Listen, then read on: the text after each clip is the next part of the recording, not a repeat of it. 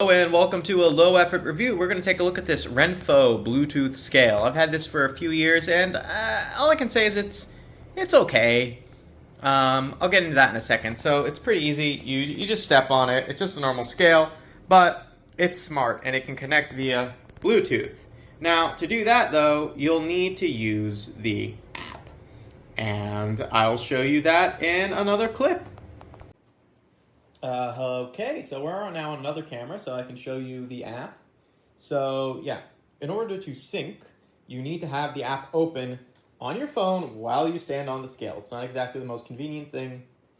You're also not supposed to be wearing socks while it does the measurement.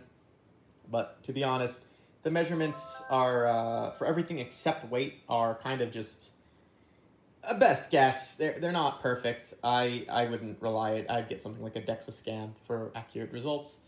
So yeah. So what are my final thoughts on this thing? It's okay. I would get something better with Wi-Fi if you wanted that synchronization stuff, just so you don't have to open the app every time. It would be a lot more convenient just to step on the scale and have it show up in Google Fit. Otherwise, you might as well just use a normal scale and log it yourself. If you want convenience, get a Wi-Fi one. This is some weird in between. It's not perfect. And again, the measurement's not reliable. So if you're looking for body fat, I would get a proper scan maybe once a year or after a significant change in body mass or something like that. But this is not accurate for that. And most scales are not. It's a best guess. So that's it from me.